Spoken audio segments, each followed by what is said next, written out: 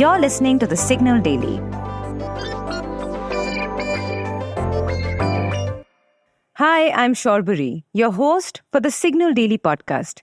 This is the episode for 11th June 2024. Today we're discussing how corrupt Indian officials are now taking bribes in EMIs. We also follow up on the European Union's parliamentary election results, where right-wing nationalists are hurtling to victory and taking over what was once a bastion of liberal values. Stay tuned till the end of this episode. You've heard of the phrase, killing them with kindness, right? Well, in Gujarat, corrupt officials have taken this motto to heart. According to a report in Times of India, a new trend is emerging among dishonest government officers. Out of sheer kindness, corrupt officials have begun offering their victims the option to pay hefty bribes in bite-sized, digestible installments. Believe me, I couldn't make this up even if I tried. So picture this. A poor farmer couldn't cough up rupees 85,000 upfront, so a deputy sarpanch in Surat generously slashed the bribe to just rupees 35,000. But wait, there's more. In a dazzling display of compassion, he kindly suggested the farmer pay the balance in 3 easy EMIs.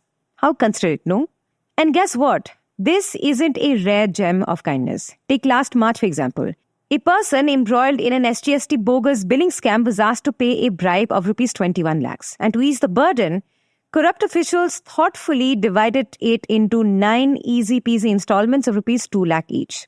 Talk about ease of business, right? In fact, Times of India reports that this year alone, the Anti-Corruption Bureau has caught wind of 10 such instances of demanding bribes in EMIs in Gujarat. But what's behind corrupt officials' newfound kindness, though? Well, according to an officer in the Anti-Corruption Bureau, the corrupt officers don't want to lose out on any opportunities. Their target are often the poor, lining up to avail welfare schemes. There's no way that they could shell out lakhs in bribes instantly. Hence, the installment scheme. If there's a silver lining to this sordid tale, it's this, that after paying the first installment of the bribe, some people have reported these kind-hearted corrupt officials to the Anti-Corruption Bureau. So the next time someone offers you an installment plan, you might want to check it out if it's from your local electronics store or your friendly neighborhood corrupt official. I mean, no slander, but it seems in Gujarat, even corruption comes with easy EMIs and a smile. And now for a second segment, we are going to bring you deep dives on stories from the world of technology, business, policy, and anything that leaves you with food for thought. The counting process has begun for the EU parliamentary elections after a 4-day-long electoral process, and already it's triggering political drama as the wind shifts away from mainstream parties. We talked about this high-stakes election in the previous episode of The Signal Daily, so please check it out if you've missed it. But let's dive into the political shift that is unfolding in Europe. So first things first, the fight is over 720 seats at one of the main political institutions of the European Union, which shares power with the European Council to adopt and amend legislative proposals and to decide on the EU budget. And as predicted, far-right parties are making major gains in the European Parliament elections in countries like France, Germany, and Austria, bringing much cheer to European conservatives. French President Emmanuel Macron was left red-faced as his Renaissance party suffered a heavy defeat from Marine Le Pen's far-right National Rally Party.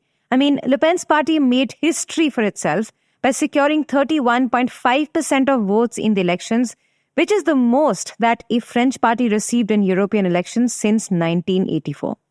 Following this, in a surprising move, Macron, who is 2 years into his second term as president, dissolved the French parliament and decided to call snap elections that would take place on 30th June and 7th July, just a few weeks before the Paris Olympics. Although Macron's own job is not on the line since presidential elections are only due in 2027, it's still a gamble because Le Pen's anti-immigration party could make big gains from this.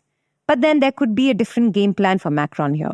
Moving on, if you look at Germany, Macron's German counterpart Olaf Scholz also received a humiliating blow as his Social Democrats suffered their worst performance in the EU's election history, ranking behind even the far-right party Alternative for Germany, while the center-right Christian Democrats party won 30% of the votes.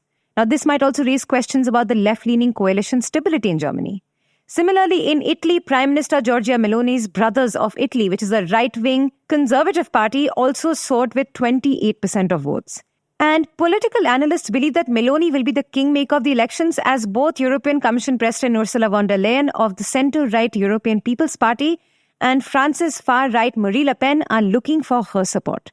And speaking of Ursula von der Leyen, the former German defense minister holds one of the most powerful posts in the EU and clearly wants to hold on to it for another term.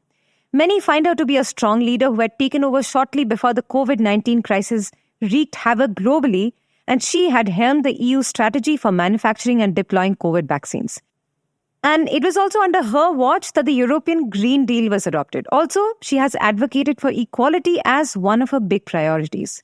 But will she come back for a second term?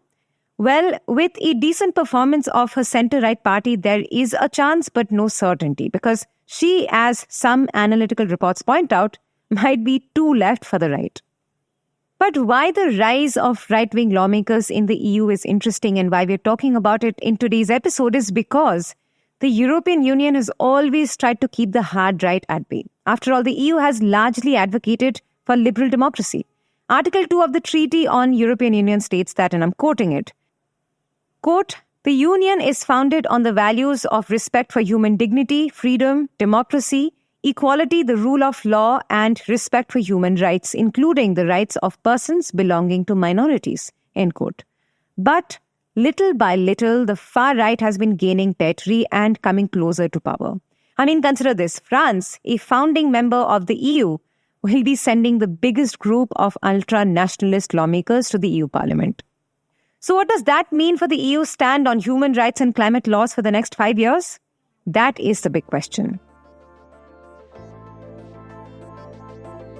If you like listening to The Signal Daily, please show some support. Rate us and review us on Apple Podcasts and Spotify.